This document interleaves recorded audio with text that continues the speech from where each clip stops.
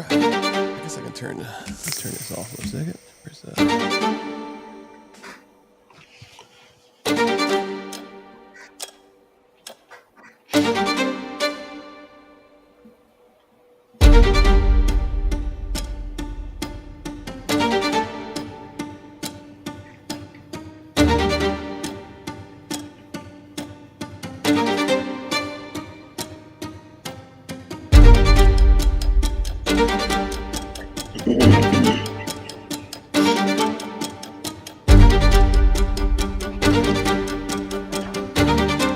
Angry violin. It's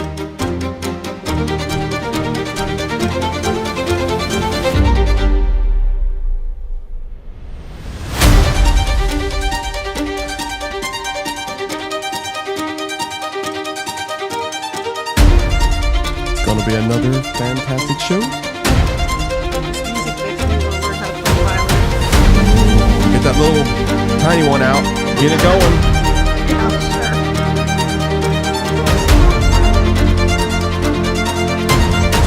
Believe me. This should be fun. This is gonna be fun.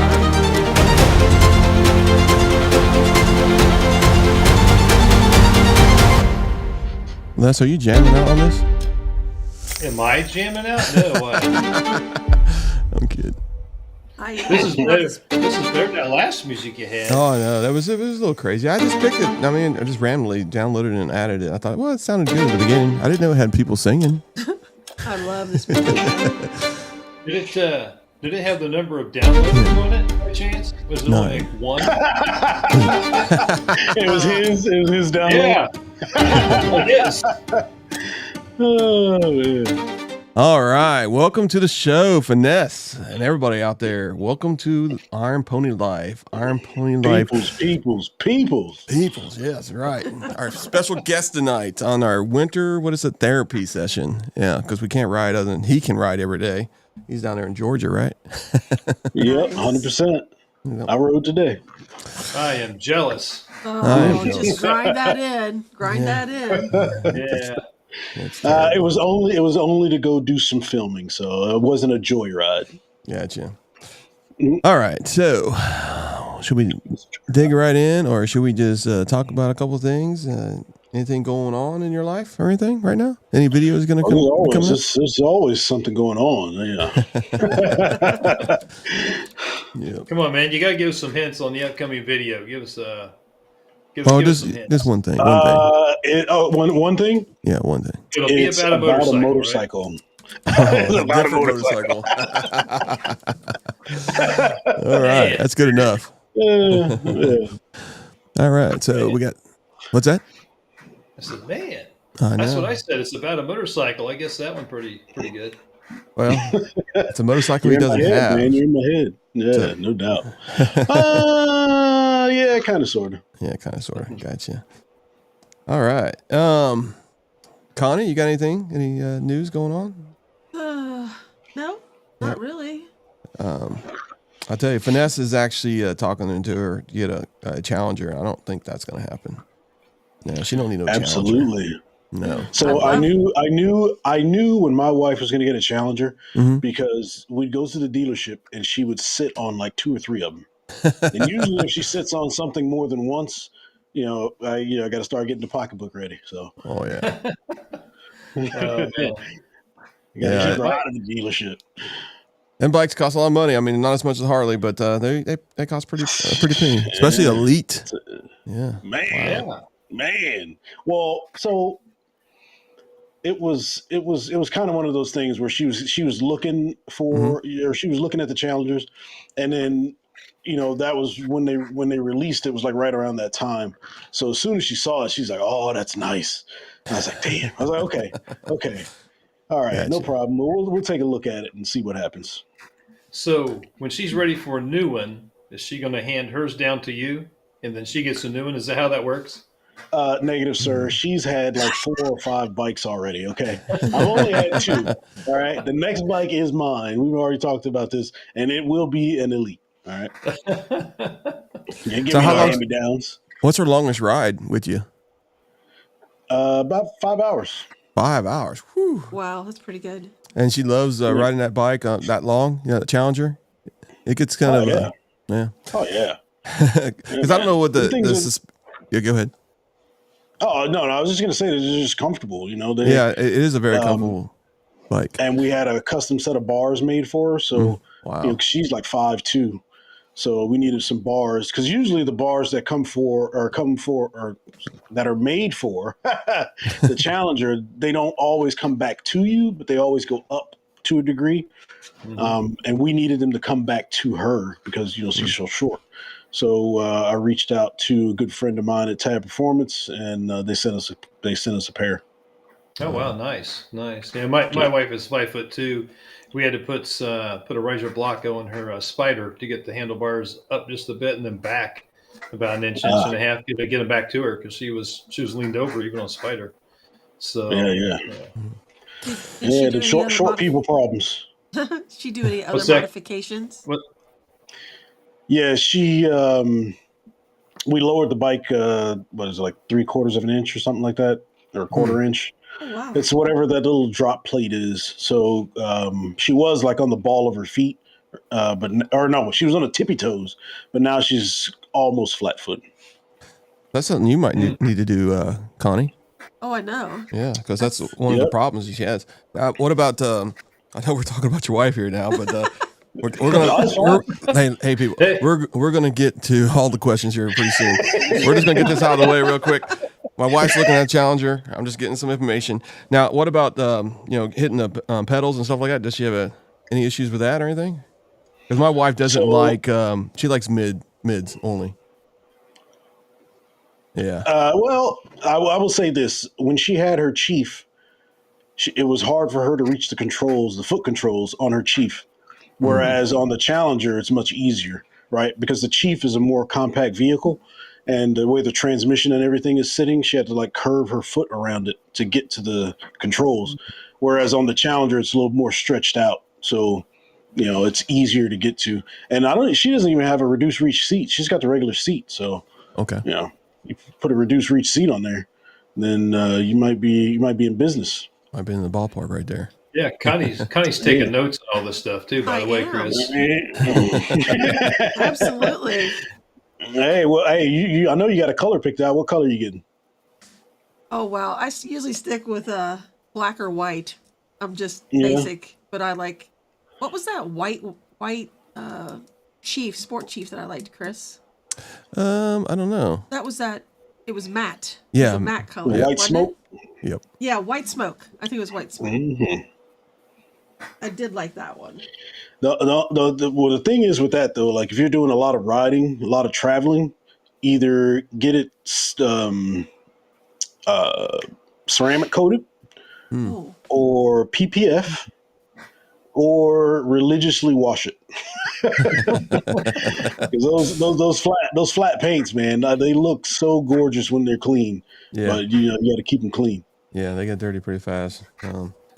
Bunch of dust and stuff. All right, so let's get started on this. I know the people they want to know everything. So let's figure out what was your first bike ever, man? My first bike ever was a Gixxer 750 that I picked up second, third, fourth hand in Japan. Wow. Oh, wow. So you never ridden before that? Nope.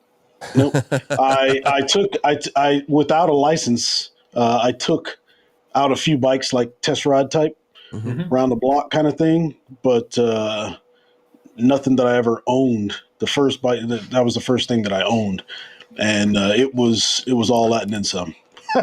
So no dirt bike experience when you were a kid or anything like that. I mean, most people wouldn't start out on a Gixxer 750. That's a lot of bike for someone just starting out, really. Yeah. Right. Well, so the very first like off-road type thing I did, like, man, it was a 3-wheeler back when Honda was selling 3-wheelers.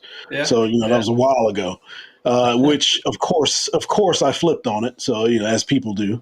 But that was like my friend's 3-wheeler, and he let me ride it. So not a big deal. So as far as the Gixxer 750 goes, though, like I tell people all the time, when it comes to bikes, it's all about what you do with your wrist, right? So yes, it's a lot of bike, but I mean, if you're not twisting it, you're good. Gotcha. Yeah, I gotcha. never- But Yeah. when I have a bike like that, though, it's capable like that, my wrist tends to spasm a lot. So you said you was riding in Japan, huh? So how fast is the speed limits over there? I'm not sure, to be honest You just with you. never followed them. No, what I did was I safely watched the road. Okay, is what I gotcha. did. Wow. Jeez. Incredible. But no, it was really interesting because the whole shop that I worked with, all save for about 2 or 3 people, we all rode motorcycles. So whenever we get a chance on the weekend, or if we're not, out somewhere, we take the bikes, head up to the mountain, and just let it go, man. It was a lot of fun. I really learned a lot about riding, either by trial and error, or a lot of error, or just figuring things out. So, Gotcha. Looks like your internet is having a little issue here. Let me try and see what it is. You have on wireless or you're on cord? No, I'm on the router. On the router? I'm That's good weird. here. That's weird. Yeah, I don't know what it looks like on YouTube. I'll have to check, but for some reason here you're getting really blurry, but He is a little blurry on both platforms. okay. Oh, so it's just me, huh? Okay.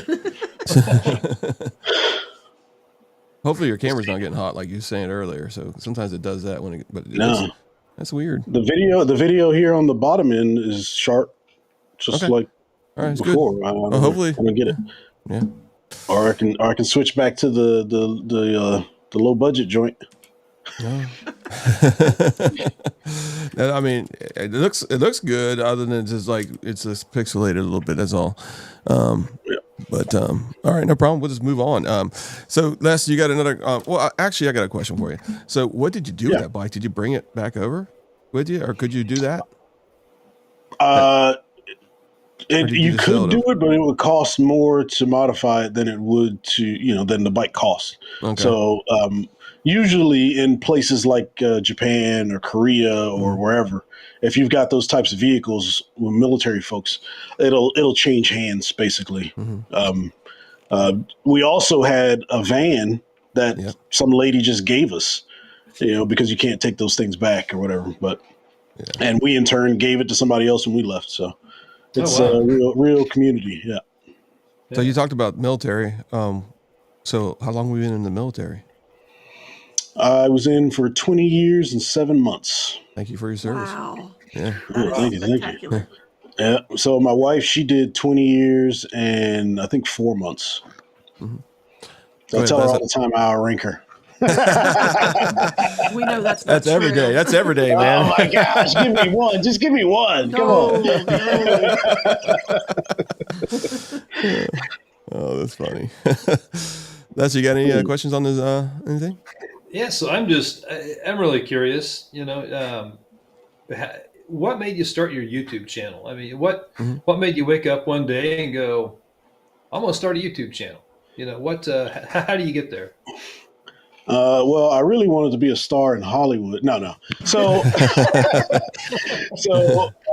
when I got to Georgia, I actually had a chance to, get a motorcycle because after I left Japan, we'd be constantly moving from place to place to place. It just wasn't conducive. But when we got here to Georgia, I was able to get a bike. I knew I didn't want a crotch rocket. I knew I wanted a cruiser, but I wasn't exactly sold on buying a Harley, right? So, long story short, I was doing research on both bikes, the Harleys and the Indian motorcycles, and I couldn't find a lot of owners on YouTube talking about the bikes, talking about each of the models and those types of things. So my research, I had to do a lot on my own, which actually worked out very well because I think I gained a little bit more knowledge than what I would have had. And when I got my bike, I was like, well, if I couldn't find it, somebody else can't find it. So instead of, I'm a proponent of do something about it. So instead of complaining, I started my channel. Oh, wow. That's cool. So you got the bike, started to learn all about the bike, and decided to be a source of information for other riders out there in the community. That's a great thing. That's a really great thing. Was the Challenger your first bike? My first cruiser, yeah. Okay. So, what do you think about that bike? Amazing. Okay. So here's the thing, right? A lot of people say that they're objective about the differences between Harley, Indian, so on and so forth. I really think a lot of people get those bikes when talking about Harleys because their parents, their friends, their grandparents, those types of people, they've had them. But if you sit back and objectively look at each of these bikes, right? You compare feature, you compare price, you compare the ride.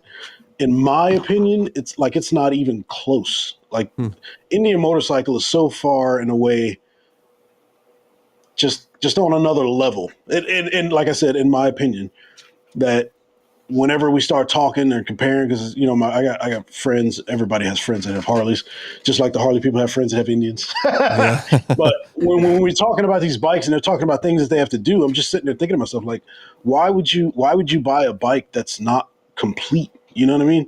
Like if I can't ride on the suspension or listen to the music how I want to listen to it, why am I paying all this money? So, Sure. They're just sense. great bikes. They really are. They really are. Yep. Makes total sense. So what made you, cause I think the actual, what's the bike you upgraded to? Pursuit? Pursuit. What made you do that? Is just traveling or? Yeah. So what I wanted to do was get out on the road and travel, just ride around, just go. Right. Mm-hmm. So I needed to get a tour pack and this, that, and the other. And it's always more expensive to build up than it is to just get it by design. So when I got the chance to get the Pursuit, I was like, yes, all right, let's do it. And I think I've taken a few rides, but not as many as I thought that I was going to take. So I actually thought about going back to a Challenger and then just getting a tour pack for, when I travel, or using those, the bags from Indian Motorcycle. So, I'm kind of back and forth, but now that the wife has the Challenger Elite, I can't go get a Challenger. Right. So I got to get something else. So I'll get the Pursuit Elite. Whenever it drops. I mean, Indian Motorcycle is holding out on me right now. Yeah, you're exactly right. I think it's going to be something special, actually. I think it's going to be really special. So. Yeah. Go ahead, Les. You got any question? Well, I mean, he talked a little bit about it, on the 5-hour trip, but what's the most memorable trip? What's the funnest trip you've taken to date? And, and why was that?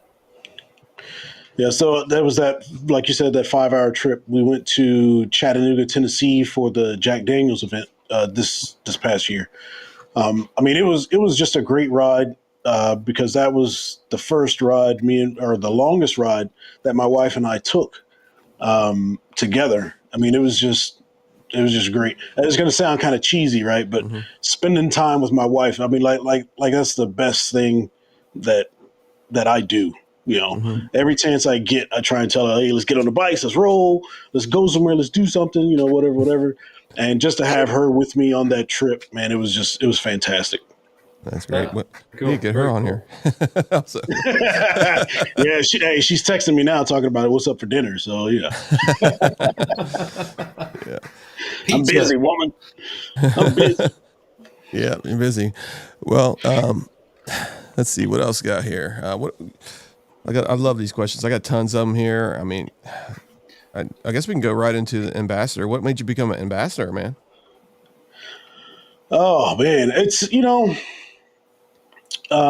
initially I really didn't think that I was going to get it. I was thinking to myself, I'm like, all right, I'm going to have to apply, and maybe I'll get it, maybe I won't, whatever the case may be. But I really, really like the brand. I like the bikes. I mean, just everything about Indian Motorcycle is really nice. So, it gave me it gave me like a way to kind of give back to people through Indian Motorcycle. So, when I saw the program, I was like, that'd be a great opportunity. I really didn't know everything that it entailed. And some folks usually they'll ask me like, okay, well, so what's the benefit? Like, what do you like? What's Oh, Froze. Oh, we'll get him back on here. So, hey, I'm going to tell you right now. I think it was 1,200 people he was against, and there was only 6 ambassadors, and he won out the rest of them. So yeah. So folks, he'll be back on here. We'll just give him another link. Here he comes right now. All right, here we go. There we go. Hopefully, there we go. There he is. Oh, we're gonna have to change the mic though. Your mic's not ready yet.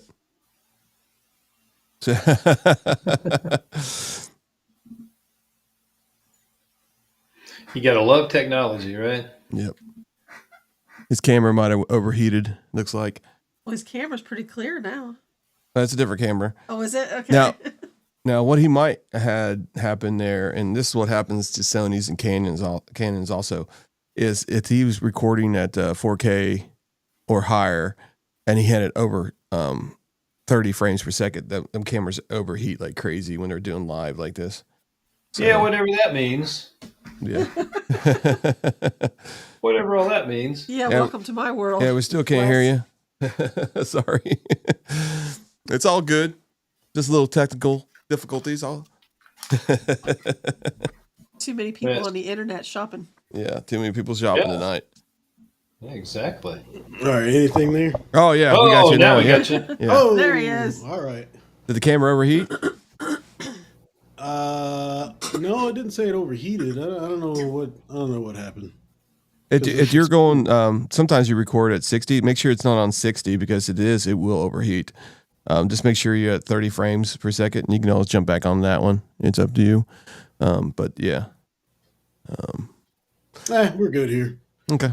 No if it ain't broke, don't fix it. Yeah. Exactly. All right. Yeah, that's where I'm at. This stuff will blow up. Yeah, I know. Technology, man. You think that we've, it's not mastered a it, right? production without bloopers. Yeah. There's no way we have. So you were talking about being the ambassador, and you got kind of cut off there along the way there. So what I was saying while you was absent for a second, that there was 1,200 application, and there was only 6 going to be chosen, and you were one of the 6. How's that feel? I was so excited. So when Indian Motorcycle called me, me and the family, we were on our way. I don't even know where we were going. And when she's on speakerphone or whatever in the car, I had to pull off on the side of the road. I was like, yes. And she was asking me, she was asking me a bunch of questions and giving me details. I was like, yeah, let's do it. I don't care, whatever, blah, blah, blah. So she could have told me that I had to sell my first kid and I still would have said, yeah. So it would have been, it was great. It was a real great feeling. That's awesome. And it's ever since, when I walked into the Indian Motorcycle dealership for the first time, up until now, I mean, it's all been nothing but family, right? Yep. They treat you like family. It feels like family.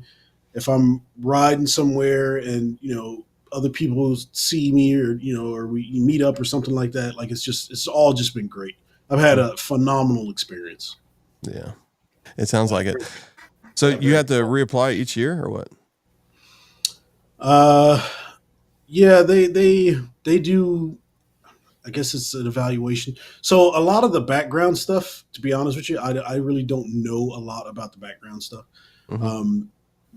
They do whatever they do, and then they give us the option to either stay or go, or if they say, we're going to be doing X, Y, and Z, then those things kind of happen. But fortunately, I've been asked to do this twice, and hopefully we're going to go for a third year. That'd be absolutely fantastic. I'll be over the moon. And me personally, I want to do this as long as I can. Yeah. Sure. Makes sense. Yeah. Yep. So that's all fun stuff. What's what do you find what do you find most challenging about being a YouTube personality and having a channel? What's the biggest challenge that you have? For me personally, it's creating the content, right? Because I do everything from beginning to end. I do all the recording, all the photos, any background processes. That's all me. All the editing. That's all me. So taking that time out to do all of this and still keep it exciting without getting bogged down with editing and all of these things. I think that's really the challenge. Just trying to stay upbeat if I'm producing content constantly. Because for me, I'm sort of a perfectionist as far as how I want things to look or how I want the video to go. Because I've got tons of video that I've never even put out. I probably got maybe 12 or 13 videos, right? All because I didn't get an angle right, or maybe the lighting was off or something, and I just don't put it out. And all my friends keep telling me, "All right, you got to put it out. You got to put it out." I'm like, yeah. So how often do you put a video out? I mean, is it once a month, once every 2 weeks? It's supposed to be once a week. A little hard there. To be once a week. But usually I try not to go past 2 weeks just because of the YouTube algorithm, how all that works. Trying to get out as much as I can. So really and truly the end all goal, I want to be like, when someone says Indian motorcycle, I want them to think of Finesse the Challenger. You know what I mean? That type of thing. Am I there? Not quite, but I can still see a path towards that, and that, like I said, that's the goal. Yeah. So are you at the point now where people start to recognize you when you're out and about? When you're at Jack Daniels ride, do they say, "Hey, that's that Finesse guy? I saw him." Yeah. So it's cool. It really is. So every now and again, you'll get like somebody will stop and they'll kind of pause and do a stare. And then some people are straight out forward with it. I know I was in Virginia, I think last year, and I'm there at the dealership at the counter talking to one of the workers, and a guy comes in, and as soon as the doors open, he's like, "Yo, Finesse!" I was like, "Hey." But I mean, I love it all. It's cool. just people are watching the videos, and I'm providing some sort of benefit for them. So. That's Chris, has that happened to you yet? Anybody recognize you out and about? Never. Hey, give it time, man. We only got like 291 subscribers, so we're way far from that. One of these days, everybody's got to start somewhere. Yeah, exactly. That's how I was saying. That's what I was saying today. Everybody's got to start somewhere, and then you just got to keep yourself motivated. Yeah. And what I would say about, I have like tons of film that is not being processed either, or actually you can say recordings. And then, by the way, Riding Fish says, "Good evening, peeps. I'm just tuning in. Congrats. We got to get you both Fish? On podcast." Sweet. Absolutely, man. That dude is wild, man. Fish is all right with me. We might have to do a 4-hour one though, because he's got so do a year special edition. Yeah, exactly. Yeah. But Fish is out there, and he also says, what's that, Connie? What's he saying on there? You getting the comments? Yeah, it says, "You're there to me, my dude." Yeah, it's awesome. Glad you're watching there. But one subscriber at a time. That's what I look at. Every morning. Sometimes you wake up and you lose 2. It's like I always say to myself, "That's just a couple bots." Well, so I think also, I try not to get too wrapped up in the subscriber numbers and those things.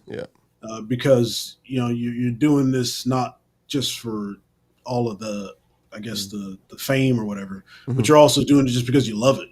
This is something you have a passion for, and as long as you keep on with that passion, man, everything will work out. Yeah, exactly. Yeah, Chris wants some more subscribers because I think he has a hot wing challenge or something coming up. Yeah, I do. Yeah, but you know what? Tracy's going to have the other one because he's if we're under 300, he's going to be eating the hot wings. I'm going to eat the hot wings either way, because we had 3 months ago, we had a little bet. I said 500 because we was actually really going pretty fast. I mean, we were getting like 10 almost a week. And I was like, wow, this is going pretty good. Then it's like started slowing down. I think YouTube said, we got to slow these guys down. we can't let them get to 500. So, I'll give you some tips offline. Yeah, I got you. But yeah, it's a challenge, but I don't care really. Like I told you the other night, it's like I do look at it, but you like to have like 10,000, but the way I look at it, there's 700 people watch some of my videos. That's pretty cool, and I see the times that they're watching it. That means they're staying there, watching it. So we're doing something right, and then eventually we'll do something.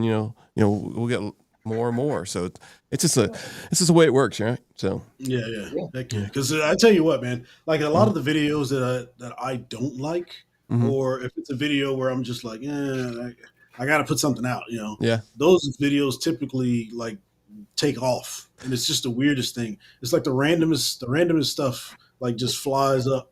Well, I think what happens is we're watching ourselves and we're like, I don't want people to see that. It's like, I went across the yellow line. I don't want them to see that. And then you start tweaking yourself too much. And then after a while, you're like, this is no good. I've cut too much out. And you just give up because you spent 3 hours there because you're thinking about yourself, not about your viewers or who's watching this stuff. They don't care. They just want to watch entertainment. Right. Yeah. So how do you come up with all the ideas for your videos? I mean, I'm not a very creative person. I'm just not. And I don't even like to plan trips out too much. Well, I am not a planner. Okay, the wife will tell you that for sure. There are times where we're going for a ride. She's like, "Where we're going?" I was like, "We're going to go that way." Right. But as far as coming up with ideas, I try not to just do BS videos, so to speak.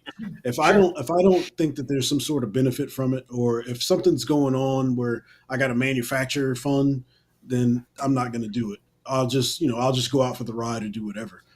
But as far as like, I mean, if there's a good product that comes out, I'll try and get that on the channel. If there is an event that I think would be interesting, I put that on the channel. And it always doesn't have to have motorcycles in it, even though the majority of my stuff is motorcycle content. But that's really what I do. I don't necessarily go out and plan, I'm gonna do an exhaust video, I'm gonna do a ride, I'm gonna do an event, so on and so forth. But I try to just, bring as much as the culture as I can into it, while still giving, a reason to look. Mm-hmm. I was watching a YouTuber the other day, and I guess she hasn't posted for like 9 months or something. And she came out with a video and said, "This is the reason why I've been away." And what it is that sometimes you get too recognizable, and then wherever you go, people are always slowing you down.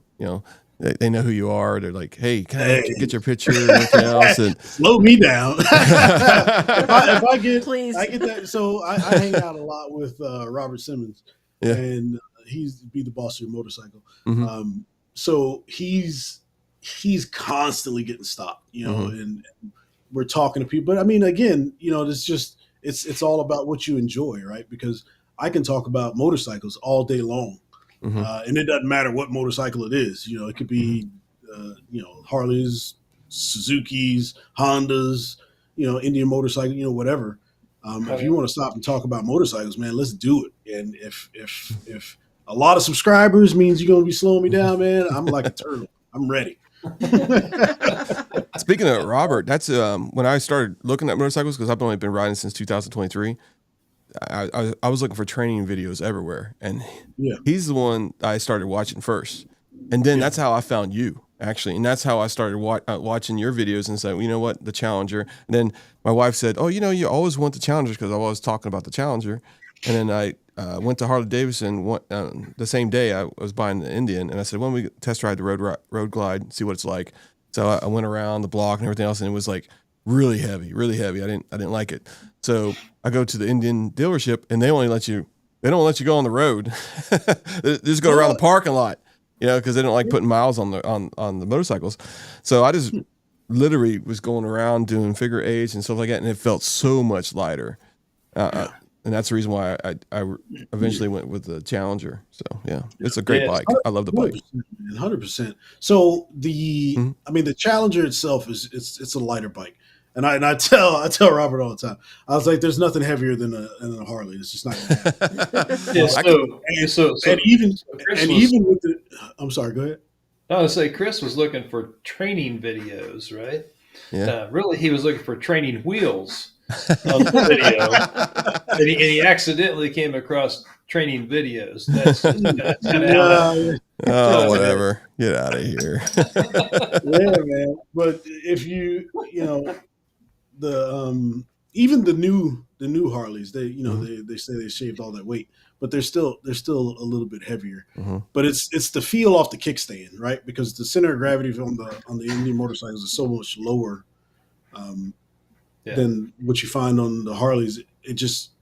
It feels weird for a time, and then once you get used to it, though, it's easy. Picking the bike up when it's over, it's easy. Just everything. It's just easy. Yep. Sure. Yeah, I'm not a Harley basher. I won't be a Harley basher. I've actually had 3 of them. Right. So all very good bikes. Ran good. When I went to the Indian, I liked the Indian better for a lot of the reasons you talk about, and it's just for me overall a better bike, and I feel it's a better bike. So I'll never bash a Harley. Like I said, I've had a few of them, but I like the Indian more. Yeah, and I try to preface that in my videos where I'm not trying to talk down about any of the bikes. It's just I don't prefer it. Now, on the flip side of that, though, I do like the Breakout. If there was one that if I had to have it, or there was no other choice, that would probably be the one that I would get over any of the others because it's a good looking bike. Does it have the big back tire, right? And it's kind of stretched out. Yeah. Yeah.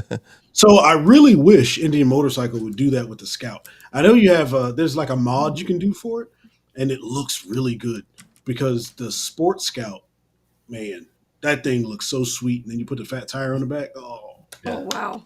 Uh-oh. Got Connie excited now. Oh, man. Yeah, let me clean the camera out there. Yeah. All right. You're talking about modifications. Have you modified your bike in any way? Have you done anything to it? Yes.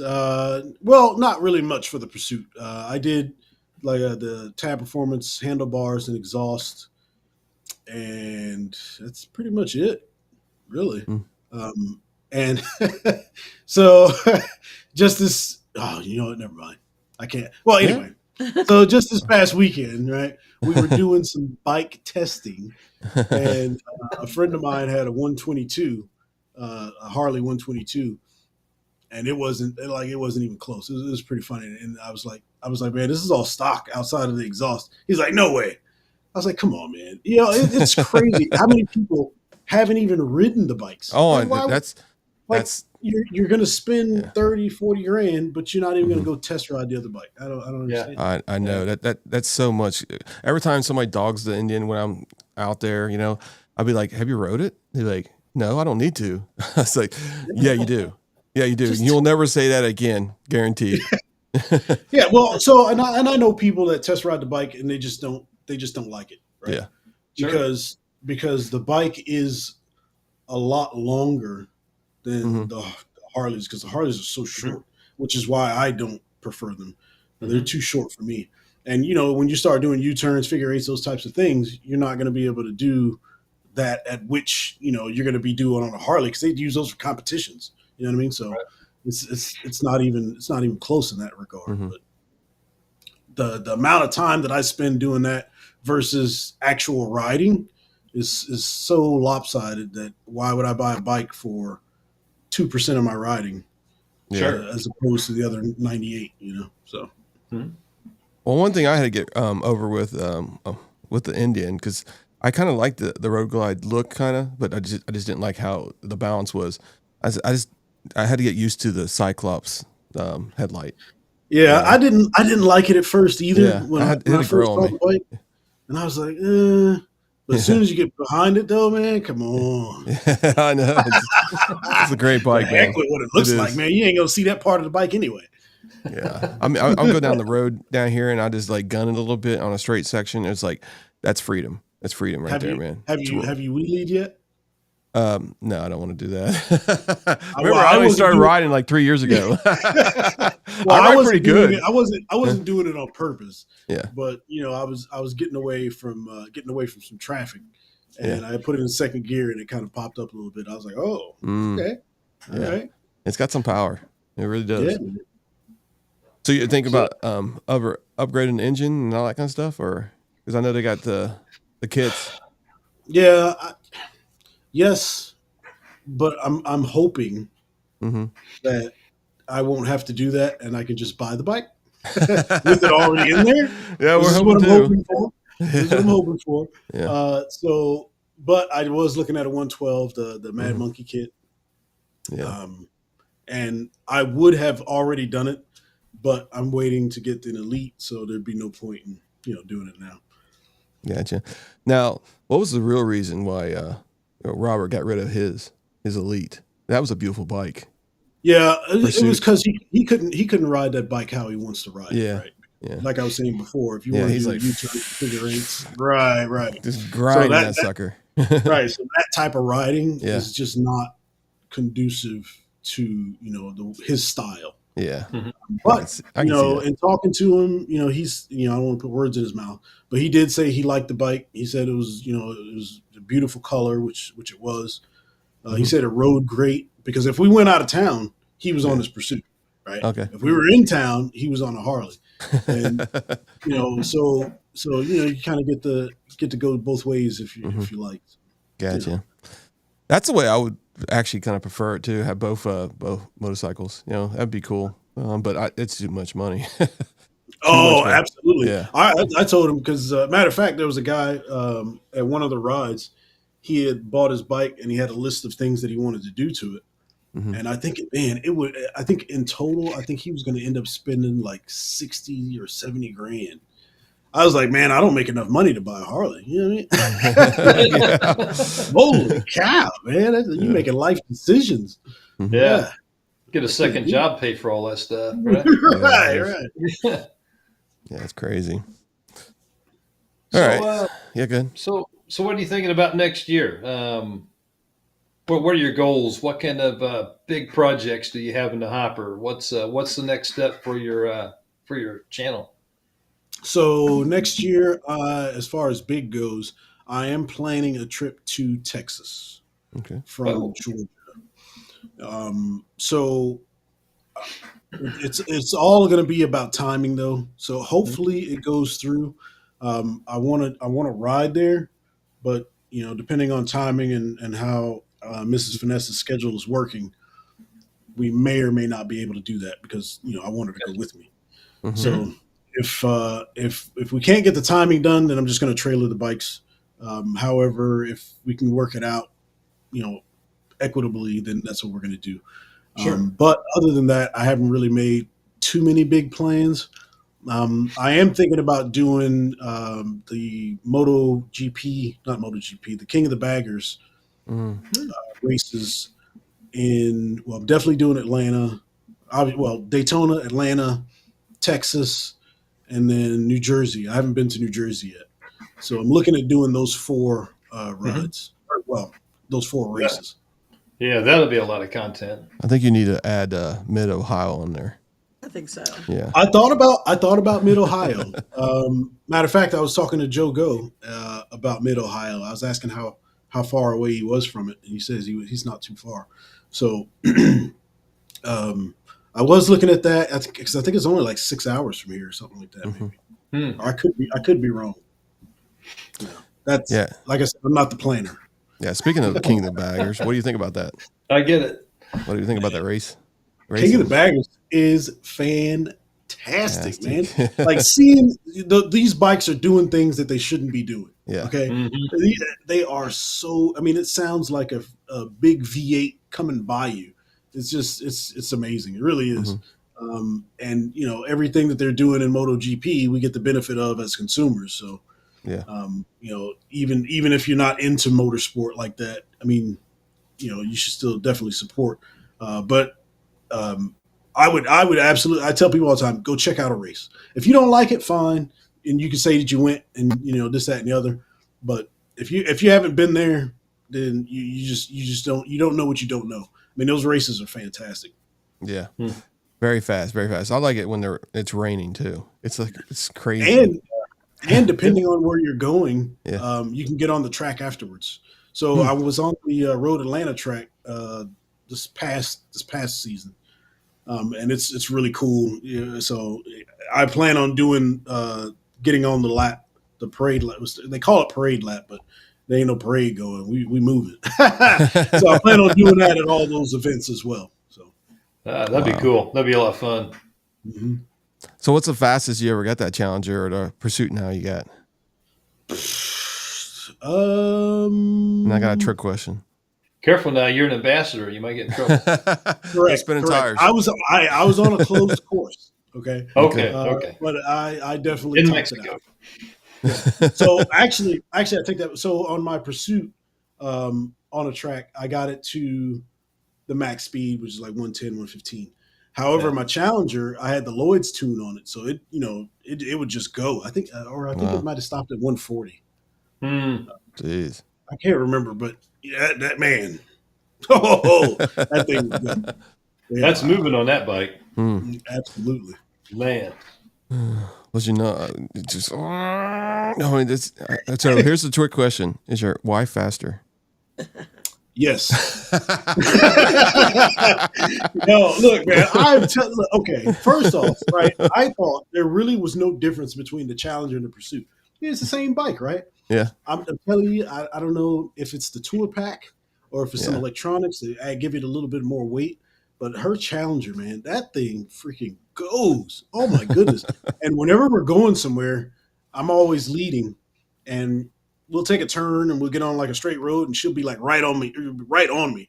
So I tell her all the time, I was like, man, I try to slow you down because she just freaking flies, man. She's like, well, it's supposed to go fast. I'm like, well, God, come on. Yeah, Heather hadn't quite gotten there on her Spider yet, so I have to wait for her to catch up with me sometimes. Yeah. But well, she's always been a fast mover. I've always tell her she got to slow down. A car, bike, it don't matter. Mm-hmm. Oh yeah. Well, Heather drives fast in the car, and she'll be popping in here in a minute, probably going to smack me in the head, but she drives fast in the car, so it's just a matter of time before she catches up on the Spider, gets acclimated well enough that she'll be probably trying to pass me. Yeah. So that thing's fast. So yeah. So do you think you'll branch out into any other type of vehicles on your channel, or are you just going to stick strictly with bikes, or you might get some other bikes that you can ride and review like you have the Challenger? If I can't with that, that's got to be Indian, right? No. No. Okay. I mean, there are different things that go along with the ambassadorship, but part of that though is that they want us to be us, right? We are at least all the ambassadors that I've met, which has pretty much been all of them. We're all motorcycle people, so we love motorcycles. So there's no really limit on the types of bikes that you can do or things like that. But there's a whole bunch of other things that go along with it as far as the rules. And I don't want to get too far into that, but I do plan on expanding into other bikes. But one of the things that comes with the ambassadorship program is access. Okay. I have a little bit more access than what I would normally have just as a regular person with some situations, right? And when I go to, because I've tried this before, go branch out to other companies, brands, or whatever the case may be, I just don't have that access. So for me to go up there and be like, hey, I'd like to do a review on this brand new $20,000 crotch rocket, they're probably like, well, if you ain't buying it, you know what I'm saying, you ain't riding my bike. So that's kind of where the ambassador to me has been quite beneficial. I know this wasn't the question, but that is part of it. I know Riding Fish was talking about like he went down to California and he asked Indian for a couple of bikes and they just gave them to him. No, and it wasn't just like small bikes; they were the best bikes you probably could get. Yeah. So then he tore him up. Just kidding. So I think he was an ambassador for the Chief release, the new updated Chief, and then when the Pursuit came out. So I came on afterwards. So there hasn't been a bike release since I've started the program, at least not like a new like platform. So I haven't had that opportunity to get one of the new bikes and take it 20,000 miles or something. But hopefully that comes around.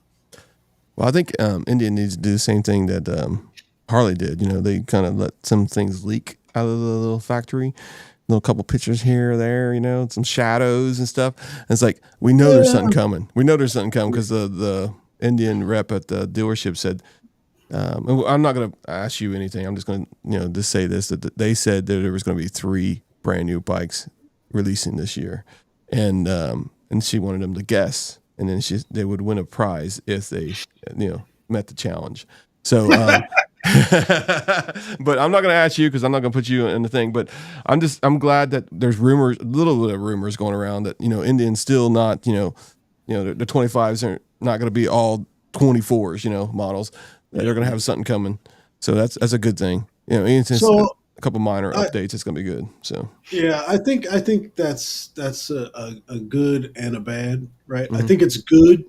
Especially if you can keep the lid on what you're putting out for the competition.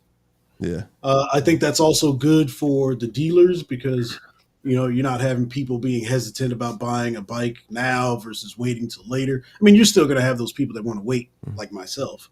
But, for the most part, that's not going to happen. But, it's just one of those things. They're really tight-lipped about, I mean, they do a really good job in keeping things under wrap. I'll definitely give them that because we don't get any information. So I went to a Hard Davidson dealership this a couple of days ago, and I was like in there, and they asked me what I was riding. I said, "Oh, I'm riding a Challenger. What year?" Because they always ask 23, and they're like, "Okay, well, we'll see you later." I'm just kidding. But he was like, "Well, we got the technology, we got this," and I said, "Well, there's rumors out there, and there's going to be a couple of things coming out." He says, "Well, they've released everything," and I said, "Oh. How you know that?" He says, "Well, we got all the training so far. We've done all the training." And he started, we had to watch videos of the Challenger. We had to watch videos of the Chiefs and all that kind of stuff. And I guess they have these training videos that they watch. And I said, "Well, there's some surprises. I just want to let you know." That's crazy, man. I know. So I don't know what's coming out. But if someone, like you were saying, you didn't want to ask me, but I can say this because I want to know too. You know what I'm saying? I'm curious, and I have a list of things as far as because I know everybody's talking about maybe there's going to be a larger screen or whatever the case may be. My personal opinion on that, I think if they were to fix some of the issues with the ride command and your phone, right? Yeah. And it still was the same size display, but everything worked seamlessly. I would take that over just having a larger screen.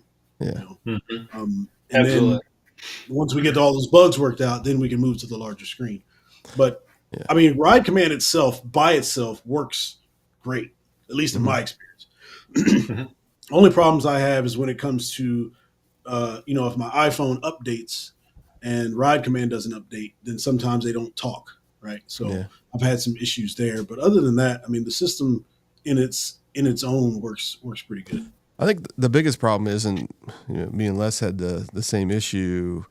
One night we went down to Kentucky, and one of them, I don't know, fairs or something like that. And on our way back, it was dark, and we were using Ride Command to navigate out, and it was just spinning. It was spinning in circles, and it would actually take them down roads that were dead ends, and it was like. So I finally got my because we had no service there because we were just relying on the GPS. I finally got my iPhone working, and I got Waze on there, and we got us out of there because we were just lost. It was like it was just crazy, and he was supposed to be leading. I actually it's probably a good thing because I have pretty good eyes. We had a big deer jump out in front of us, and it was pretty scary because it was like I don't know 16 points, and it was like only 10 feet from me. and it was running. Yeah, it was crazy. But but that's the only thing I have gripes about it. Is sometimes it just the navigation is just crazy. Yeah, but I mean, if your cell phone doesn't have reception, a bike's not gonna have reception. Yeah, you're probably just in the one dead spot in all of Kentucky. Yeah. Yeah, the only issue I've ran into is mine will freeze up occasionally. I get a body ground fault or something that comes up, and you have to hit the little gear on the bottom bar of buttons. You hit that, hold it in. I think it's 5 or 6 seconds. It shuts the ride command completely down, and then reboots it. And it's okay after that. It's happened 2 or 3 times, but other than that, it works pretty well. You had a dealer check it out? Not yet, no. Oh. No, I've been too busy riding it. Well, that one day when you had to, the good thing about his dealership and mine is that I think you just have to call them and they'll bring a trailer and pick you up. It doesn't matter. I mean, they're pretty good people. And, but have you checked your cables? Because that's one thing that's notorious about Indian. It's the battery cables, man. I did. Oh, really? Yeah, first thing I did. But it's happened a couple of times. And, it always comes right back up and it works okay. So I'm not gotten too off worried about it. It's happened probably 2 or 3 times in a little over 9,000 miles this summer. So I had my Challenger for about 20,000 miles or so. I don't know that I've ever had any kind of issue with it, to be honest with you. Like, and even my Pursuit, I haven't, because I did a couple of videos talking about the cost of ownership, and and it ended up being just a video about what mods I did and how much it cost me in total. Right? Because if the ownership, it doesn't cost, it really doesn't, like, again, I do my own oil changes, so every 5,000, 3,000 miles, whatever it is, it's $100. So oh yeah. That's all I spent on my bike for both bikes so far. And so when people are telling me they're having like all these problems and stuff, I'm just like, man, it's you must have hit the don't get a lottery ticket or something, because you're one of the few. Yeah, and I had a 17 Roadmaster, and I rode it all the way up to right at 40,000 miles, and the display on it, the infotainment center on it was flawless. Never ever had an issue with it at all. I had a 23 Roadmaster, never had any problem with it. It just seems to be on this particular bike, but we'll get it figured out. Yeah, I'll tell you, I've never had issues on the Challenger at all, like you said. But I think it actually is the rider. If you go to some of these forums and they're like, this thing's been fixed in the garage or whatever it is, 6 times and stuff like that. I think it's got to be the rider. Most of the time, it's they're not telling the whole story. Like the crankshaft is out of the side of the engine. I mean, what did you do? You probably dropped it from 6th to 1st gear, something like that. And and I've had some issues sometimes where it wasn't the bike's fault. It was me, downshifting too quick and not the engine, be ready for it. But because I didn't know I was like, because I got my clutch in, I'm going down a curve, and didn't know I popped the gear down too far, and the next thing I put it in first, and bam, it's like, oh man, I about destroyed the engine a couple times. I don't put too much stock into that stuff, because usually, like, if there's a big enough issue, I just take it to the dealership and fix it. So. Exactly. This is what it is. That's why you get the warranty. You know what I mean? Mm-hmm.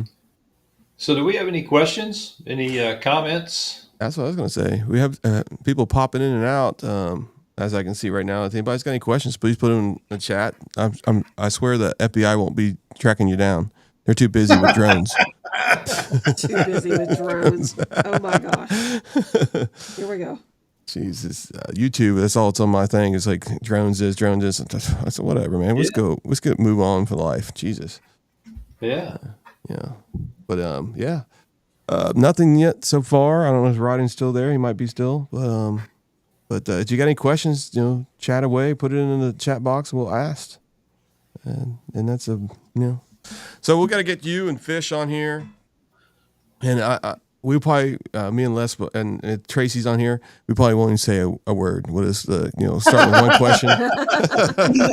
We'll just sit back and listen. I mean, we'll probably learn 1,000 things. Yeah. Fish is a wild dude, man. He's a wild dude. He's playing all friendly, being all calm and stuff when you guys had him on. But every time I've met him, man, hey, you got to keep up, man. That dude something else. Good stuff. So actually, when I was talking about earlier, trying to find people that own Indian motorcycles, so Ride and Fish was one of the first people that I saw. There was a Bearded Bobber and Her Six Gears. Those were like the three main channels that I kind of flopped around. But Fish and Bearded Bobber were the only ones that were on like a Challenger or a Pursuit. So I kind of gravitated towards them, and yeah, man. I was like, man, that's got to be awesome, and it is. It is. Yeah, it is. It's a beautiful bike, and I was thinking about getting the Pursuit, but the weight it kind of it's kind of slowed me down because I like going fast. Okay, in a straight line. But as far as the bike weight, though, you don't feel it? No. So if you're doing like slow speed stuff, of course you can feel it. Yeah. Right? But on the road, man, it's just like any other bike. As soon as you get it on, it's good. Wow. Yeah. Here, I thought you were talking about me again. No, we're not getting your bike. Wait on the back. So I tell people that because I get questions sometimes about what's a good starter bike, and to me it just doesn't matter, man. Just you get what you want to ride because you don't have to worry about the weight because in most cases the weight really isn't an issue. I mean, unless you've got like lower leg type issues, like a condition of something where you can't like sit there with the bike or reach the ground. But when you're moving, man, there's no weight issue there. And as far as like we were talking about earlier with the Gixxer 750, if you're not twisting the throttle, then you don't have to worry about the power either. You just gotta adjust the way you ride. But you got ride modes and ABS and the 6-axis Bosch IMU and all these things that are keeping you safe. Which when I first got my Challenger, that IMU saved me a few times going around some corners that I wasn't supposed to be doing. So it absolutely works. Yeah. So now you've had the experience on the Challenger, the Pursuit. What's the number one tip you would give to someone who's just bought that bike? Well, hey, make sure you watch out for this, or don't do this, or be careful with this. What's the number one thing you tell somebody when they get one? Man, we made him think. This is a tough question. Yeah. Ride it, man. That's the only thing. Get on that thing and roll, man. It's an easy bike to ride. It really is. Here's an easier question. What would be your first upgrade? It's somebody got that exhaust. bike. Exhaust. Because definitely. when you're in the dealership, right? You're inside and they start the bike up and you're like, oh man, that sounds good. And then you get outside and you get all the wind and the cars and everything, and then you can't really hear it. So which ones what exhaust you got on yours? I've got the 4.5-inch zombie baffles. That's what I got too. Tab performance, man. So on my Challenger, I took the cat delete. I had the cat taken out.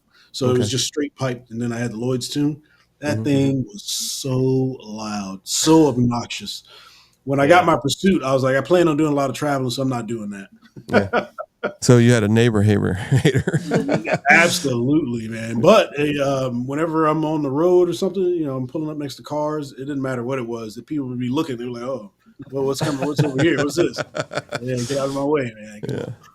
Yeah, I had one of my prior bikes that was like that, and it was just obnoxious. You'd take it on a road trip, and by the time you got there, your ears were just beat to death. So loud, 6 hours at probably 105 decibels. That's how my wife is. She's deaf when she's riding on the back. Well, yeah. Oh my gosh. And this is one thing, Vanessa. Has your wife ever actually rode with you on the back? Yeah, we went Okay, to Augusta, I think, Augusta, Georgia, one of the dealerships. It was me and a friend of mine, JT, and his wife. Okay. Has she They ever were fell asleep? Yes, he'd be banging the back of my head. Thank you. Thank you. Yeah. Oh my God. Yeah. I was like, what's going on back here? She's like, Absolutely. Man. I said, this is a good time to just do the elbow thing and just knock her off. You know, I didn't know she was asleep. Heck yeah, man. She'd be back there. Here's the insurance money. I feel sorry for Connie, man. Oh, if you only knew, trust me. I mean, my gosh. Oh, Every time we stop or take off, you know what? She never hit the back of my helmet when we stop. It's always when we take off. And you think it would be like this, but she goes, bam, bam. In between the gears. Oh, yeah. It's like, can you take that helmet off? It's killing me. Well, but now, I got a fighter to ride on the back of my bike. So she's Yeah, I know. She's like, no. I'm taking my bike. What are you talking about? I'm like, come on, man. So it's funny. So she's got the Challenger. Oh, well, she started out on the Super Chief. Mm-hmm. Then she got a Chieftain Icon. And when she's always had her eyes on the Scout. So we ended up getting the Scout. So then she had the Chieftain and the Scout. Okay. And then that's when the Elite came out. So now she's got the Elite and the Scout. So every time she just won't let me ride her bikes, man. Like we've modded the Scout to where it's rideable, like for extended periods. I got a bigger seat. I got the upgraded suspension. I got the Tab Performance exhaust, of course. Yeah. I got some handlebars on it. And that thing is absolute fun. But every time I start it up, she's like, what are you doing? Why are you moving my bike? Where are you going? I'm like, I'm doing a video. Oh, wow. Yeah, she sounds like she's fun, man. That's great. Oh, 100%, man. You're probably going to make my wife buy a bike now. It's crazy. I've been looking. I'm not making her do anything. That's right. Her choice is to ride with her husband, which couples that ride together are just fantastic. I just need to talk to Mrs. Finesse. There you go, man. There you go. I can send you the link for the links. We can do all that. Oh, actually, so those bars that we had done for her, Tab Performance ended up selling them now. Oh, So you can go to the website and get those pullback bars for the missus when she gets her Challenger. Oh, wow. That's cool. dang. That's awesome. Very cool. Yeah. I didn't get the Tab Performance handlebars. You said, right? So I got the, what is it? Not the Clockworks one, but the other one that's really popular with, because I got the little pullback KST. ones too. Yeah, KST. Yeah, that's what I got. Yep. Yeah. I love them. I mean, Yeah, my back doesn't hurt anymore. Yeah, we were looking at KST as well, Mm-hmm. but I would have had to go to the facility in order to get them done. Oh. And I was like, plus I knew Casey over at Tab, so I just called him up. There you Yeah, go. I hear Connections. That's what's good about YouTube and having some subscribers. You got connections. Yeah. I thought they were a little bit of a challenge to install. Yeah, it took us like 5 hours because I actually put the cable in and everything. Yeah, And, that's what I did. Now they come. That's what I did on my 17. Now you can buy them with the cables in it. So Yeah, fishing. Oh, yeah. Yo, right. yeah, because you've got that little like meat hook curve. Yeah. As soon as I saw that, I was like, no, sir. On the 17 Roadmaster, before they changed the control pods up on the handlebars, the connectors were a lot larger, and I had heated grips, so I had three harnesses to get through there on each side, and it took me forever to get those things up through that little meat hook loop on the top. It was a challenge. Yeah, and then I was watching one of his videos, Riding Fish. He got the actual light up controls. Yeah, the backlit controls. Does your Pursuit have them or? Nope. Her, the wife's Elite has it. So. No, man. That's right. They do. I think that's one thing. Her speakers glow too, so it looks pretty cool. Yeah. Yeah. I hopefully actually include them one of these days. I mean, in the base model, because I think that's a very safe, kind of, option that you should have on the motorcycle. Because at night, you can't see sometimes where your buttons, and it's just I think it would be great to have them lit it up, the LEDs underneath them buttons. What does a ring just light up, or does the whole nothing lines up? The buttons, every one of them light up on the Elite. The icons on the buttons light up. Oh, yeah. Okay. Nice. Yeah, that'd be cool to have. Yeah. But all right. So it is let's see what time it is. It's been about almost an hour or a little bit more. I mean, you got a little bit more in you, or you want to call it a night? You hungry, or what you got? Hey, I'm here, bro. Man, okay, here. Sounds good. Like I said, I talk about bikes all day long. All right, I just want to make sure. So if you, I'm going to go with Harley Davidson here now, or what other motorcycle that you would be interested in a touring bike? BMW or anything like that, or it would just all Indian? A touring, mm-hmm. Or performance bagger, I guess you can say. I mean, yeah, if it's a big bike, it's probably gonna be Indian, because I've ridden the Rocket 3. Okay. It's fast, but it's European tuned, I guess you want to say. So the ride's kind of stiff. I've been on the BMWs, which are very interesting because they like to yank to the right whenever you're on the throttle. So even if you're in a turn, like if you're leaning left and you're on the throttle, it wants to stand up. Wow. So that's a weird feeling. Kawasaki's, or what is it, a Vaquero? It's a Yamaha. I don't know. I've been on those. I'm not a big fan of those either. And really and truly, it just comes down to Harley and Indians, and there you go. So, but of course, I'm in. I was retired military, or I am retired military. So I'm real, gung ho US type. So even those other brands, I mean, they're okay, but I would prefer an American. American. Yeah. I had a BMW sport touring bike, so I'm familiar with that whole little, Yeah. very familiar with that. But, what is it? Was it the 9T? No, it was R1250 or R1250 RS, I think it was. Okay. Yeah, sport touring. Yeah, because I was looking at that. That 9T when we were in Oklahoma. It's a good looking bike. Yeah. Of course, they wouldn't let me test ride it, but yeah. This bike was just a little too light. It was more sport than it was touring, I guess is the way I always tell people.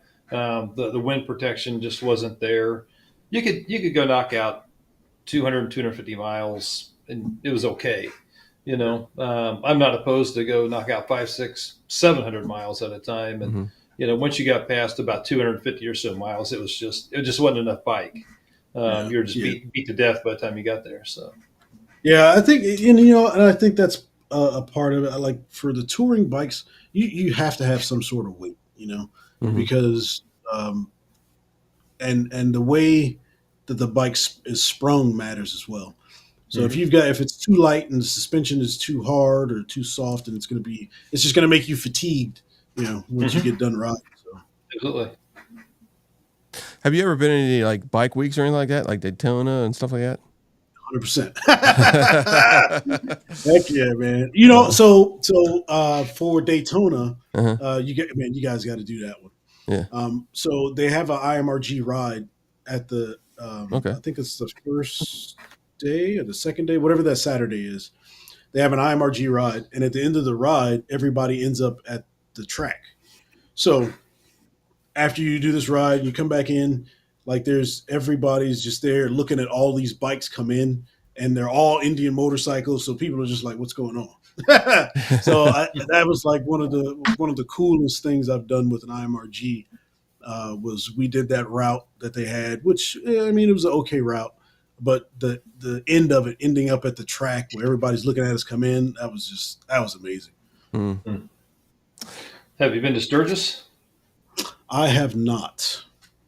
I've been wanting to get out there, but I'm not riding out there. So we actually thought about going outside of the rally. to go and just do the rides, but it's not so many people. It's crowds and people, man. It's it gets my anxiety up. I've never been there either. So we were there in 17, and we were there this last summer. So made 2 trips, rode all the way out, rode all the way back. Yeah, so it's depending on what you do while you're there, it's a little over 3,000 miles of riding, 1,000 and change each way. But you got to go out. You got to do Rushmore, Crazy Horse, Devil's Tower. You go and you ride 1,000+ miles while you're out there. So, so Chris, when we plan our Sturgis trip, we'll have to include him in the trip. Yeah, let's do it. Yeah, I will fly there and see if I can't rent the bike. I won't. Yeah, I absolutely won't. The only time you'll find my bike on a trailer is if it's exploded on the side of the road. Hey, look, hey, more power to you. I tell people all the time, I was like, I don't have a cape. You know what I'm saying? I'm not a superhero. If I have to trailer, I'll trailer. If I ride, I ride. Yeah. See, man, that's awesome. Les has riding goals, and it's not like I want to go put 1,000 miles on it. He's like, I got a brand new bike. I'm gonna put 10,000 this year. You got to break it in somehow. I picked up the bike on April 20th, and I'm up to 9,200 and change, I think now. So my goal was 10,000 for the year. I'll be just a little bit short, but I don't know, a couple good warm days I could take off work. I get there. Yeah, we're talking about going off season too, off ride, not going there when it's crazy and stuff like that. Just this is we'd rather go see all the sights and stuff. I mean, that's what it's it's what it's about. Absolutely. I'm not into the crowd thing too, but a lot of people are. But it's just crazy. It's not like it's not as bad as what it used to be. I mean, there's not like crazy fights and stuff like that. They're pretty much everybody's tame. So. Yeah, if you watch it on TV, you see all this stuff is sensationalized. I think to a point. It's debauchery, and it's really not like that. If you can go find that stuff, I think you have to go seek it out. And particular bars are known for that kind of thing. But most of the crowd downtown is pretty docile. A lot of vendors are there. Of course, Indian has a huge display there. The major manufacturers. You can get any type of accessory you want. You can have exhaust installed. You can have your seat refoamed, repadded. You can do just about anything that you want. But once you get outside of town, it's not too bad. There's a lot of bikes in and around the area, but we didn't have any problem, the whole week going anywhere. It's really a good time. But no, I agree. I think if you go the week before, something like that, where people are just kind of starting to migrate in there, a little less traffic, and they go around and see the sights, because that's really the fun part of the trip is the riding that you do while you're there. Yeah. Yeah, I think I was just gonna say I'd probably go like a few days prior, maybe stay for the first day kind of thing. But Indian motorcycle, I would expect them to have a huge, at least presence there. Oh, they do. But I mean that's because it started with Indian motorcycle Sturgis. Oh yeah, that's something I didn't know. Pappy something I can't remember his name. But they were doing, it was one of the local dealerships in the area. They would have like races out at Sturgis. And then it turned into stunt shows and all these other things. And that was all like started through Indian motorcycle. Oh, yeah. That's cool. I didn't even know that. All right, man. So next year, well, not next year, 2026, put on your calendar. Yeah. 2026. Actually, like I said, man, it's more than a possible. It's most likely it's going to happen. But like I said, I'm gonna fly there, or I'll drive there because I don't really particularly like flying. They'll give you a brand new bike in many ways. Get there and see if I can't rent one. All right, so that's cool. What's the biggest one? Daytona. Would you recommend? Have you been to any other ones? Just Daytona or? Well, let's see. Daytona. You talking about just rallies? Yeah, rallies. Yeah. I said there's one at New Jersey or something. It's probably really Shores or something like that. I can't remember what it is. A lot of people have been talking about. And I lived in Jersey for like 4 or 5 years, man. I did not see not one motorcycle. But no, that just Daytona, the Indian motorcycle events, the Austin trip. They added that was new that when they started the Rider Series. Okay. That Austin trip was a really good trip, man. Like it was. I was surprised. The rides were good. The races were cool. So when you got to the racetrack, we had our own section. I think it was by turn 17 or so. So like right as they're coming around to the finish line, you're seeing the bikes come through there, and you're like, it's like we had seats, grass, fence, track.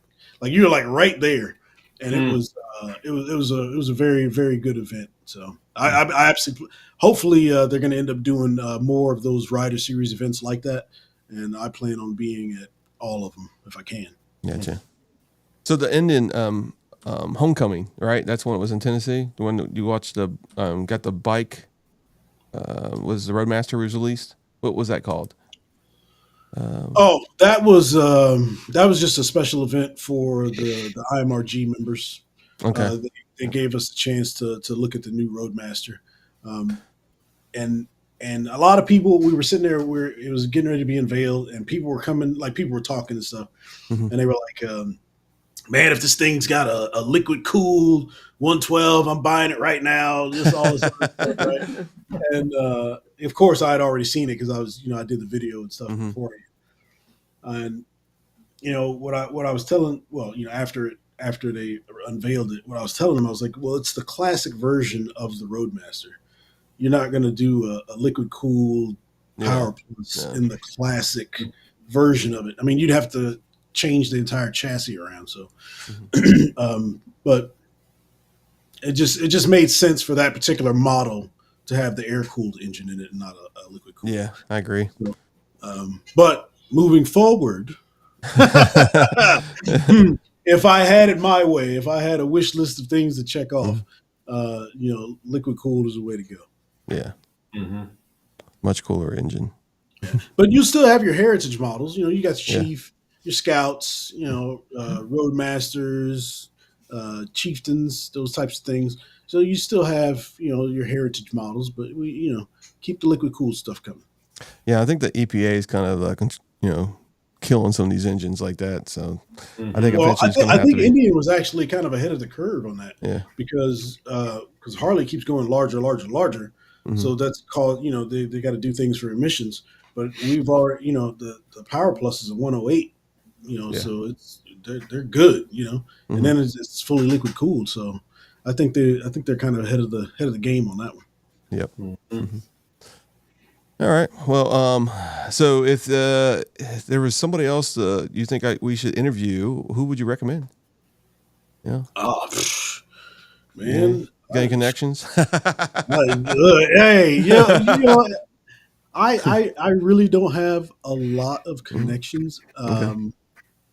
But I mean, all the people that I hang out with, Robert Simmons, Joe Go, Q the Rider, they're all top notch folks, man. Maybe maybe you get Bearded Bobber on here. Yeah, I started watching. I didn't even know him. I'll be honest with you, until Ride and Fish recommended him. I started watching his videos now. So yes, I'm going to definitely reach out to him. Hopefully, so he is fantastic. Like he breaks them all the way down. he knows the ins and outs of these bikes, man. Yeah. Oh well. Yeah, that's good. Well, if we if we ever have another spot open, would you join again? Absolutely, man. I'm putting you on your spot, man. Yeah, no. Again, I'm actually looking at doing a podcast myself at some point. Yeah. But 100%, man. If you guys want me back on, I'll come back on. Oh, definitely. You've been a great guest. I'm sure you got tons of stories. I'm retired, man. I don't do too much, I wish I was retired. Yeah, my gosh. You're gonna love it when it happens. Well, yeah, I get to ride a little bit more. I'm just hoping I can still pick the bike up.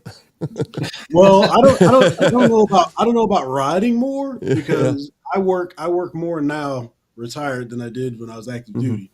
right? Because with the channel and then everything with the house. So, it's project after project after project. I got this sign here. All right, Mrs. Finesse was on my case, so I had to get something that I could just point to, and she starts going crazy. I'm like, "Hey, babe, the sign's right there." You know what? That's a good idea right there. We need to get her on here also with you, and then we'll just get the real story about everything. Hey, look, I was about to call her over here. You know what I'm saying? No. You ain't the real story. I'm kidding. That's for the next podcast. The wife always has a different version of every story. Yes, there's my version, her version, and the truth. Yeah. Well, I don't know. Did you see the podcast where Will the Wives Tell All, where we had the ladies on? Oh yeah. I started watching that, but I didn't finish it. Yeah. Something came. It's all you good. guys were at the dealership, right? Yep. Yeah. Mm-hmm. Yeah. Yeah, we like doing. That's one of the things that I'm trying to do is kind of support the local dealerships. Having these podcasts there. We're open to any dealership. Really. Even if it's a Harley Davidson dealership, just to help them out because we know there's people working at these dealerships that need a job, and right now, motorcycles ain't the best thing selling off the thing. But hopefully the economy gets better and interest rates go down, they'll start booming a little bit. So yeah, when I go around because I visited all the dealerships in my area. Mm-hmm. That was one of the things that I wanted to do. But you can normally tell like a good dealership. Well, not to say that they're not good, I guess, but if there's a dealership that's kind of invested in getting people out there, getting their word out there, whenever somebody comes in with a camera saying that they want to film something. You would think the first thing that they're going to be like is, "Oh, absolutely." Mm-hmm. Just do this.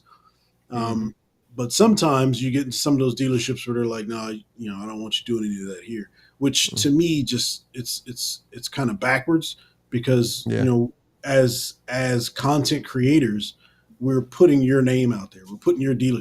Now, obviously, as long as I'm not going in there acting all crazy and stuff, that's one thing. But if we're coming in there, because usually I'll talk to a manager or the sales manager or something like that and be like, is it okay if I film? Can I do, this, and this, or this is what I do, so on and so forth.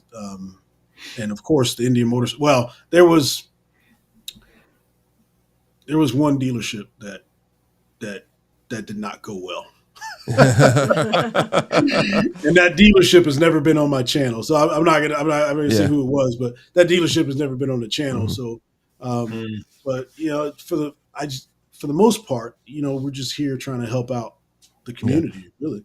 So, yeah, I've been two bad dealers, man, really bad ones. But I'm going to shout out ours is Ride NKY, and it's Indian of Northern Kentucky. If you ever get a chance to come down there, I think Ride and Fish is going to come there once. Hopefully on his way down to Tennessee, if he's still on here. I'm not going to forget. I got to see how far it is, man. I want to say I looked it up, and it was only like 6 or 8 hours, something like that. We have an airport next to us. Well, you can fly in. And Indian will probably pay for you. No, they will absolutely not. They were like, "You doing what?" No, we're good. No. Indian Motorcycle has been great, man. The people that we have working, or the people that work for that program, they do a really great job. They like to stay in the background. I try and get them on camera, get some pictures and things and video. But they like to stay in the background. They do excellent work, man. Like I said, it's just been a great experience. Yeah, and the one that we have, they're excited every time we want to do one. They're like, yeah, come on, and they stay open late. Aaron stays there, and we'll be there till 8 and 9 o'clock. And I can't believe he was riding his moped home, but like almost 50 miles. I mean, it's not a moped. I'm sorry, it's a scooter. He's got like 20 bikes. And what's the difference between a moped and a scooter? I think it's the speed.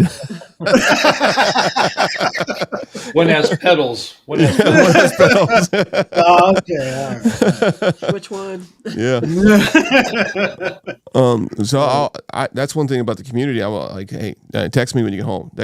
I might be, it might be midnight by the time he gets home sometimes.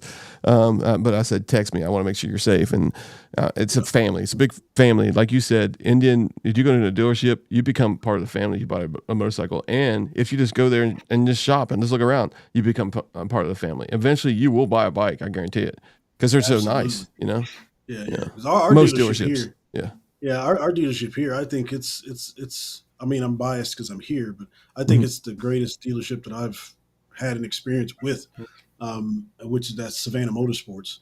The only other dealership that came close that I would even consider, gosh, man, see, I already said it, that I would consider buying a bike from just because of the experience that we had was just so far above and away, was Mall of Georgia. That dealership, man. If we had more room in our trailer, we'd have bought another bike. That dealership was great. They had like exhaust. They had windshield seats. You can take out of the store to put on your bike to see if you like it, bring it back. It was just a great experience. Very nice dealership. Yeah. So. Yep. Yeah, behind the bars, 859, it says we went to a Harley dealership and they won't let us video there. Free advertising. I didn't understand. I did the same thing. I went to 2 different Harley Davidson dealerships, met the owners, and it's like free advertisement. I think there's some things going on with Harley Davidson that sometimes they might think they're going to get into, and they don't want to talk about that stuff. But because it's been recent. And I think that's probably, they're just trying to protect themselves. They don't want to be like ambushed. And I understand that, but they watch our videos here. They'll see that we're not going to do something like that. Now, I do give Harley Davidson a hard time sometimes. I mean, Tracy has a Harley Davidson. That's rivalry. That's what we do. Yeah. That's part of the fun. Yeah. That's part of the fun, man. If I had a Harley, I'd be doing the same thing with Indian. But at least I rode one, and I know what the difference is. A lot of people, when they give Indian a hard time, they've never rode one ever. They probably never even looked at one. So, like he said, I don't understand that either. I mean, it's free advertising. Now they could even go as far as saying, okay, well, if you're going to film, what are you going to talk about? Yeah. What are you going to do? This, that, and the other. They could stand by the camera while you're filming. It's not like they're doing it live. Yeah. And if it's something that they don't like, they just tell you, no, you can't do that, or you don't release that, or whatever the case may be. But to have someone there that wants to support your store, like you said, the workers there, expanding your audience. I mean, especially for a recreational vehicle. Come on. Yeah, and I would hope that people watching these videos, they actually say, you know what, let's go to this dealership because we keep on mentioning it. There's got to be something about this dealership, and they go there, and I don't think I've ever had a bad experience at that dealership, and now they know my by name. Every time I walk in the door, they say, "Hey, Chris, how you doing?" Like that, and they're so people do know you. Yeah, they do. It's only at the dealership, but I think more people know Tracy. What's that? I said I bought a bike in 2020, and I didn't visit the dealership probably for about a year and a half. And when I walked in, Mike says, "Hi, Les, how you doing?" Yeah. He remembered my first name, and I said, "Well," I said, "it's pretty remarkable." I said, "Either you made so much money from me that it was a memorable experience, or it was such a horrible transaction it was really memorable." I said, "So it's one or the other." But it turns out that Mike's just really good with names. So yeah, let's see here. We went to Lexington and they welcomed us. Right, NKU let us video there, and we bought a bike there. Yes, you did. I was there that day, I think. That's pretty cool. Yeah. That's awesome. Oh, did I? Oh, okay. Yeah, we're good. I think I put it up there. Sometimes this thing's a little jumpy there. Okay, there we go. Anyway, there's the comment service, there. Man. Customer service. It is hard. It is hard to, it's hard for us not to buy a bike if there's great customer service. Yeah, I know. I'm like, I don't need another bike, man. Come on. Yeah. It's great.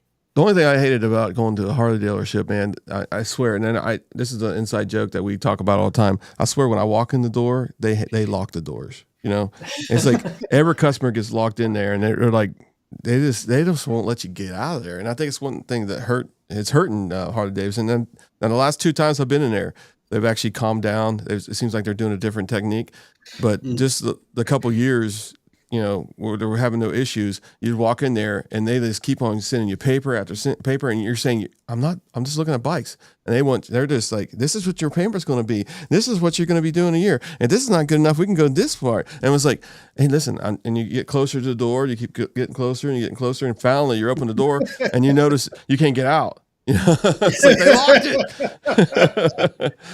But Connie, I mean, I've spent like 4 hours sometimes at a hard dealership, and I'm just trying to walk out. And I get, just like, hold on one second. And I want to be nice, and that's what the problem is. I'm too nice. Then we gotta go. Yeah, we gotta go. We gotta go. We gotta go. We gotta go. I really like the lowrider ST, but we gotta go. So we used to go up to the bike night. Thursday nights up there all the time. And funny story, I'd always make a loop through the Harley dealer, and just looking around. And I go to leave, and I call it the shoplifter alarm starts going off, going crazy. And so the one guy, I can't remember his name, but he was a kind of a big guy, and he started yelling, "Thief, thief, get back here!" So, oh dang, yeah. So I go back in, and he goes, "Take your coat off." We had to pass my coat through the shoplifter alarm, and this thing's not going off anymore. And we're like, what the heck? Maybe it's my keys. And we're, passing keys through this thing. And we get ready to leave, and I start to walk through, and the damn thing goes off again. Darn thing. Long story short, I had one of those little tags, that, little white strips that they put into stuff, was stuck on the bottom of my boot. They set you up, man. Every time I walked through that shoplifter alarm would go off. It was horrible. So, get him back in here. They probably still have my picture up in there somewhere. Dang. What were you going to say, Finesse, earlier? Yeah. So dealership experiences, when I first kind of started looking into the bikes, I would go to different dealerships all around, but every Harley dealership I went into, there was nobody there like saying, welcome to the store or anything like that. If you need anything, so on and so forth. If I'm looking around at a bike, nobody came up to me and asked me if I had any thoughts about a bike, or am I buying a bike? What kind of bike am I looking for? Like there was none of that. And when I went over to Indian Motorcycle, it was the exact opposite. Hey, how's it going? My name is so-and-so. If you need something, let me know. Blah, blah, blah, blah, blah. Look around, throw a leg over anything you want, that kind of thing. So, I don't know. Maybe I'm just unlucky when it comes to that or something. I don't know. But every time, man, it never worked out. It was just weird. Yeah. I'm glad it didn't work out for me. I'd be riding a motorcycle I don't like. Actually, no, it wouldn't have mattered, because I'm telling you, as soon as I test rode those bikes, man, everything else just went out the door. Yeah. To ride the bike, ride the Indian motorcycle. Don't judge it, just ride it. Yeah, and you don't even have to buy. You don't even have to say. Oh, you'd be like, hey, it's it's a good bike, or it's a horrible bike, or whatever the case may be. But at least you tried it. You know what I'm saying? Yeah, you definitely need to go try it. Did you tell him what I told you to do, Chris, when you called me from Harley? What? What'd you say? You were going to get a Harley, but you really wanted the Indian. Yeah, and she said, well, stop what you're doing, because I'm about to sign paperwork. She said, stop what you're doing. Walk out of the damn dealership right now. And she said, go to Indian right now. So always wanted an Indian. Yeah. I've always, she knows what she's talking about. Yeah, she sounds like my wife, right? Because she's always, because I'll tell her, okay, well, this is what I really want, but I'm gonna go get this. She's like, no, go get what you really want to get. Yeah, and we'll deal with it then. So, man, hey, good on you, man. Yeah, or good on you, wifey. Yep. One of these days, I'll get a camera on her. She doesn't want that though. I'm good. Yeah. Max is on here. Hey, Max too. is on here. Yeah, what's up, Max? Welcome to the podcast. Do you got any questions or anything? Just let us know. We're getting ready to wrap this one up. It's almost 2 hours. Thanks, Finesse. I hope you're not hungry. Yeah, I'll eat once a day, man. And we'll, That's not true. It's not true. So in January and February, I'll hit you up. It's going to be where we don't ride at all, and then just let me know that you can come on, and we'll just do this again, and maybe we'll have some bikes to talk about by then, and we'll see how it goes. February, that's Daytona, isn't it? Yeah. Mm-hmm. Maybe I see you guys down in Daytona. Yeah. Is it in February? I think so. I don't know. I could. Well, I might make that bet right now. Let's see. February 28th through March 9th. Okay, so bam, look at that, man. Wow, so that's when I'm going to take my vacation now. I'm going to take at least one of them. February 28th through now, March 9th. Les might not be able to go with me, but he actually started a brand new job. But guess what? He has this brand new vacation schedule. yeah. But it's a better job. Well, I probably could save up a couple of days and maybe do a long weekend kind of thing. Fly down on a Wednesday night, Thursday, Friday, Saturday, come back Sunday. Hey, man, it sounds like a plan. Oh, he's saying Daytona's in March. He says, Riding Fish says. March? Oh, Vegas. Yeah, we got Vegas too. We got to look at that too. Max J Dub. Yes. What's good, sir? Yep. Do you stay for the whole 10 days of Daytona? Daytona's 10 days. That's what it says here. Are you looking at the right thing? Because Riding Fish says Daytona's in March, and he's also wanting to know if we're going to Vegas. We haven't. We've talked about it. It's a weekend thing, but is Daytona 10 days?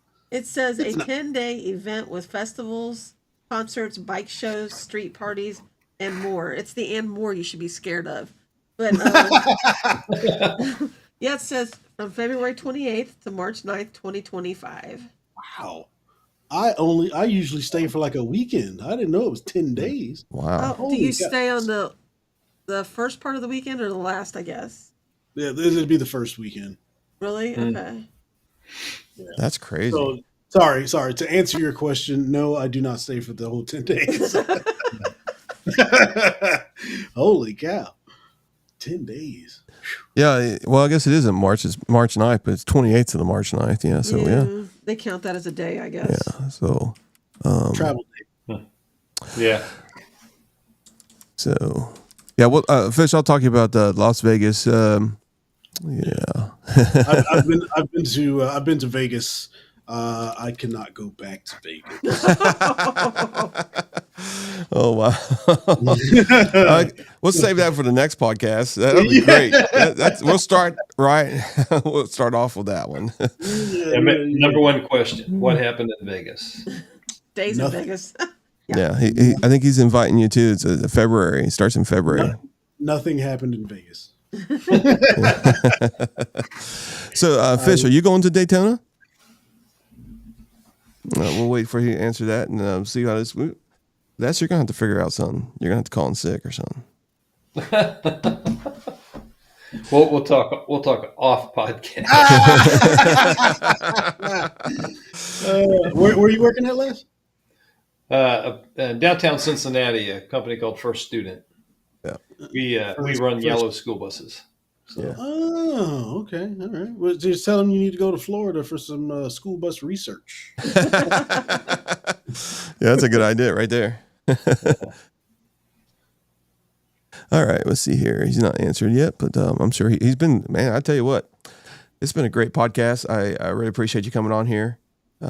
It's been prying your brain up a little bit of YouTube and all that kind of stuff. So your goals are about the same as mine. One big trip next year, and hopefully we'll get to meet each other. Yeah.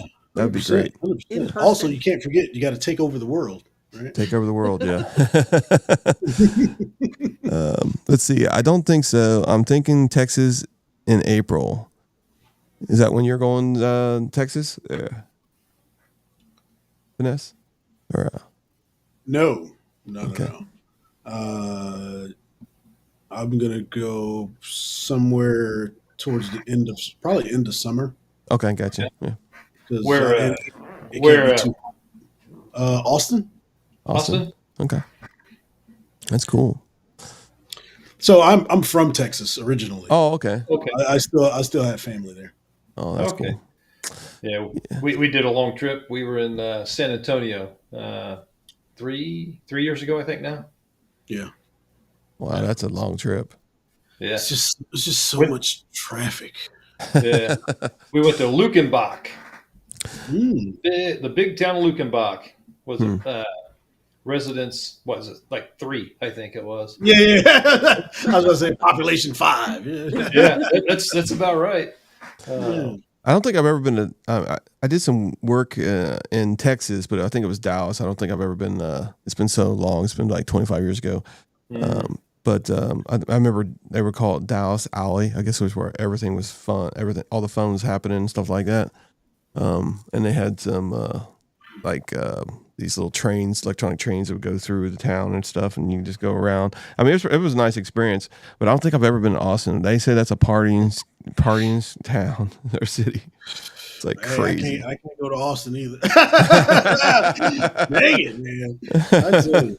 No, it's a lot of fun there. It's just like anywhere. You just got to kind of find your groove. Yeah. But there's some good riding out there. When we did the I was around for a release. My bad.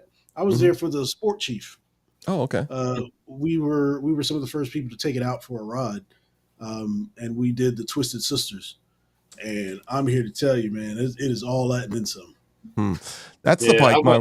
Yeah, go ahead.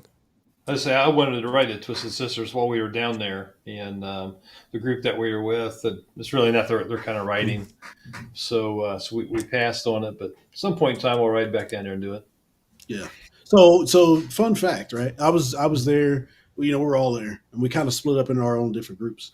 And it was me, Jared Violin, he's also an ambassador, and Eros Moto, she's also an ambassador. And I don't typically ride that style of bike, and I was trying to keep up with them. Them two were getting it. I was surprised. I was like, why is this? What's going on? Am I in the wrong gear? What's the deal? But man, hey, they can ride those bikes. And then there's also another ambassador, Elise. I don't know what her handle is. She normally rides FTRs, but man, she can ride. The ambassadors that we have, this crew, man, riders. That's what they are, riders. Yeah, it's crazy. Hey, Connie, can you type in there and say if you got any questions? We're about to wrap this up, and we're gonna probably close this off exactly 2 hours. So we got like 10 minutes left. So if anybody's got any questions, we got 10 people watching right now. If you got any questions, we're about to wrap this up. This is your time. This is your time right now. So go ahead. Now that's the bike. The Sports Chief is the bike my wife likes. So I don't know.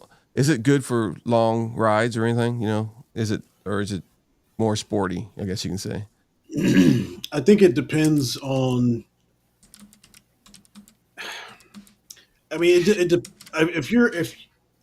would be like me, like say if I was on the Scout trying to go to Daytona, I'm too big for the Scout. It's not going to work. Right? Gotcha. So depending on, if she's 5'2", 5'1", if you're 6 foot tall, I think that does play a bit into what's going to be comfortable for you. So as long as you're not oversized for the bike as far as your comfort, it'll be fine. The suspension is pretty good. Yeah. It's not as comfortable. Yeah. Go ahead. I was just going to say it's not as comfortable as a touring bike by no means, but it's also not a rough ride either. Yeah, she's riding a Vulcan S right now. Going up to the Chief would be a good step. I don't think the Challenger would be a good one, but she can try it. You want to try my Challenger? Go ahead. I'll let you have that, and I'll get the new bike. So we're good. Yeah. Well, so the Vulcan S and the Sport Chief, though, that's a different type of riding. You're going from a small cruiser to almost a standard. Yeah. Like the way because they got the mid controls. Mm-hmm. But my feet are too big for mid controls. I was touching the exhaust. So how tall are you? 5'9". 5'9"? Okay. I'm 6'3". I got like a 12.5. Wow. shoe. Oh, okay. So that's the size you're. I thought maybe you were talking about legs and stuff like that. That you're really tall. I didn't know how tall you was. But no. So riding in the city, it was real confined. But when we got to the twisties, it was good, right? Because you got the control with your legs, so you don't really think about it as much. But like trying to cruise on that thing, I need forward controls.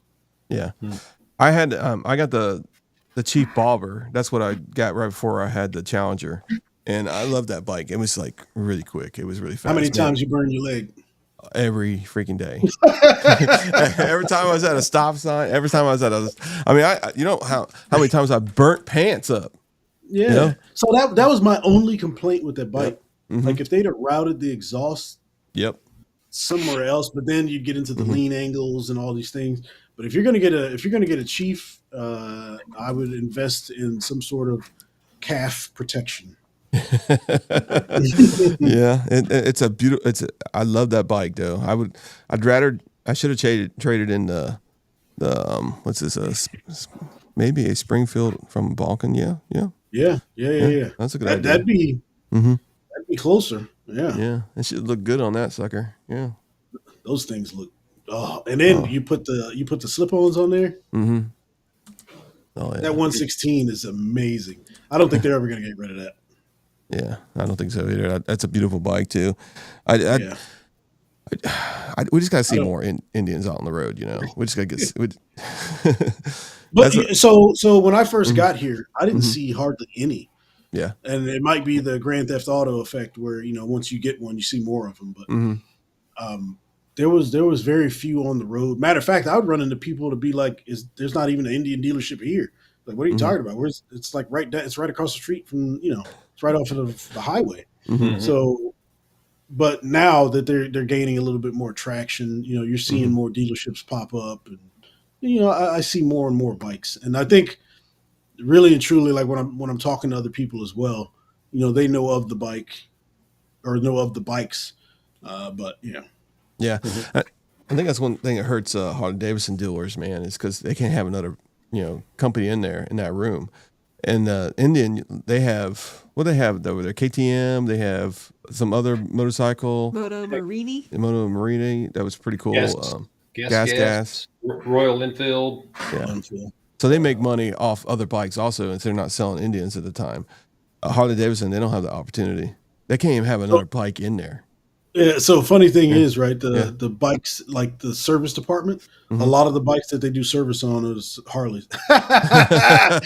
Because people, for one reason or another, don't want to go over there, so they come over here. Say, hey man, that customer service at this dealership is just great. Yeah. Actually, I think two of the mechanics are from Harley Davidson, and their shop managers from Harley Davidson now that they've taken. But yeah. Gotta get paid, man. One thing that I did go to Harley, one of the dealerships. I will tell. Well, I'm not going to say which one it is. And I was talking to the salesman, and what did he say, Connie? The reason why there were so many Harley Davidsons on the sales floor was the Indians. Yeah, he said the Indians are keeping these bikes on the floor. Yeah. He said it was Indians' fault. I think that's how I put it. Yeah, I kind of believe that it is because the Indian dealership just opened up like 5 miles down the road. So he's probably telling the truth there because it was a brand new dealership. That's where the over on the north side of Cincinnati, they got a brand new one over there. So it's called Cincinnati of Indian, or Indian of Cincinnati. Yeah. Well, when we went to Sturgis in 17, you'd seen an Indian here and there. It just wasn't that prevalent. There was a noticeable difference in 24. A lot more prevalent. I see them much more frequently. And there's a sizable Indian dealership in Sturgis now. So, much more prevalent and much more popular than what they were even 6-7 years ago. Yeah. Heck yeah, man. It's just, I mean, it's in it, and that's just proof in the pudding, man. It's just a great product. It really is. And a lot of people talk about, oh, well, what about the dealer network? I was like, well, you don't really need it. You know what I mean? It's not, I don't, it's, I often tell people it's like buying a car, right? If I got a GMC at 2,500, I'm not looking for GMC dealerships when I buy the car. I'm looking for a car that's going to be reliable. You know what I'm saying? So I don't need a dealership on every corner. It's the same thing with the bike. I'm not necessarily looking for multiple dealerships because, the bike is breaking down or shaking itself to death. So that's just one of those things. But they're just like, well, if something happens, you can take it to any motorcycle dealership. you can get a tire put on. I mean, you're not obviously going to do engine work, but I mean, if you get a flat, I mean, you can go anywhere and get a tire. Like you don't have to go to Indian, So. But in some cases, a lot of people, they don't have them in their area, and I can understand that. Some people, it's the closest dealer is like 300 miles. But yeah.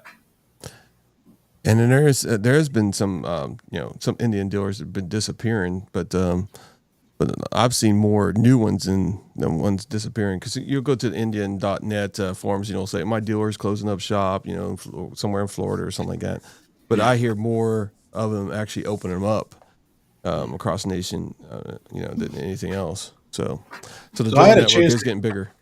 Yeah, I had a chance to interview one of the guys that does acquisitions for the dealerships that that make the dealerships. That was in the Jack Daniels video, and I believe he said they opened up, or they were looking to open up somewhere around 14 dealers this year. So as they close, other ones come up. I think, but they're adjusting for areas.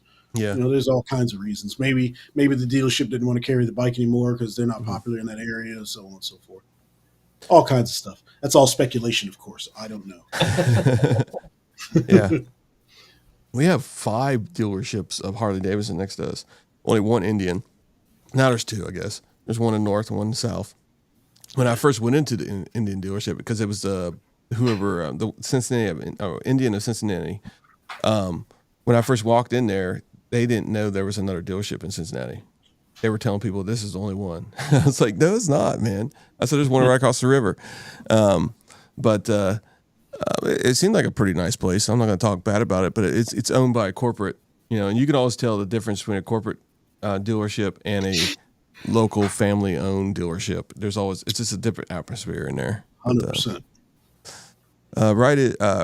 Riding Fish says there's not many Lamborghini dealers, but if you could have one, you would get it.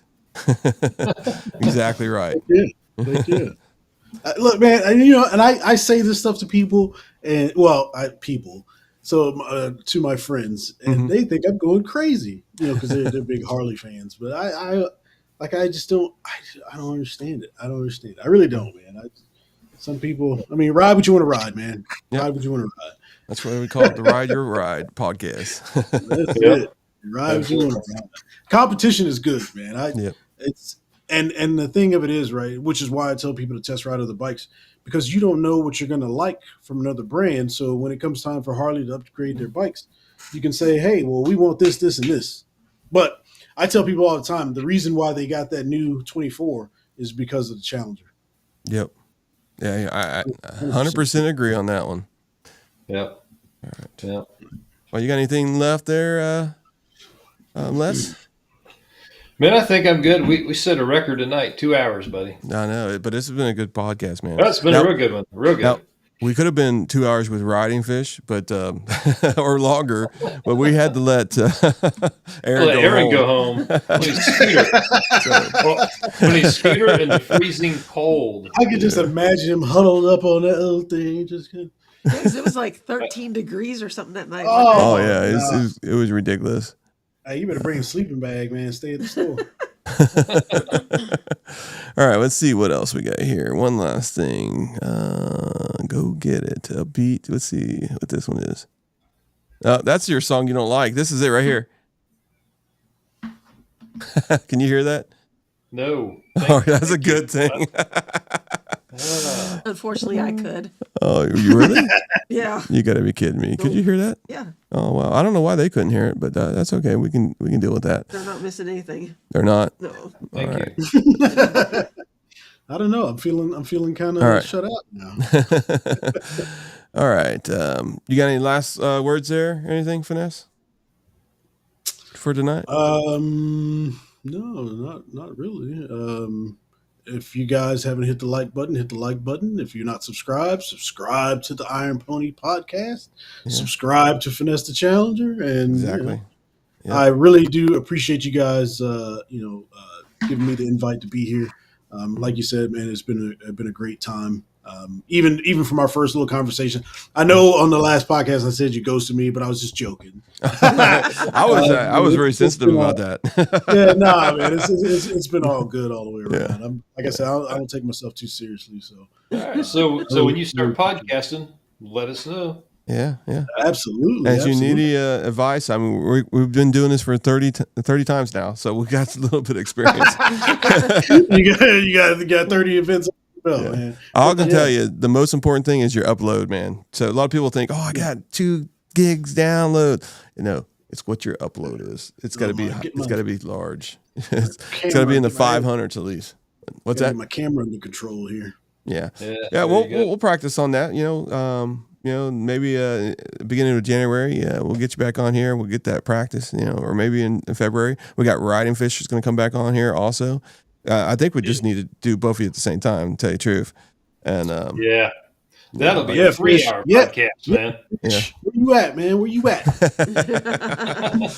And if anybody's watching out there that wants to be on the podcast, please go to our website, sign up, and there's a form there so I can get to know you.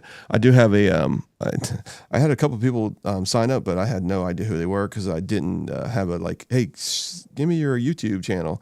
That kind of was bad because I was like, I don't know who these people are, and I had to find them because their name was different than their actual channel.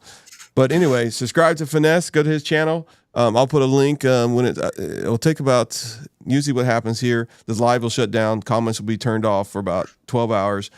They will comments will come back on somewhere probably about 1:00 p.m. tomorrow, and it'll be like in the lineup. I don't know why the lives are kind of like that. It's kind of weird that it's are. And I don't know if you knew this, but it's live. Just kidding. I always tell people at the end, this is live, by the way. It does have a 5-second delay, so we can stop it as we need to if somebody gets too aggressive or something like that. But other than that, I really appreciate you coming on. We'll see you in the future. Les, thank you for helping. Maybe Tracy will be here next week. He got a little mad at me today. Yeah, so hopefully we'll be able to talk.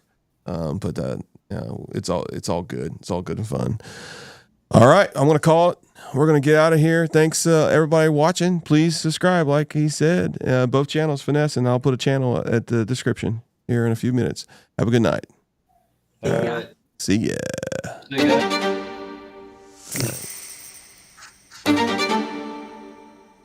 Bye-bye.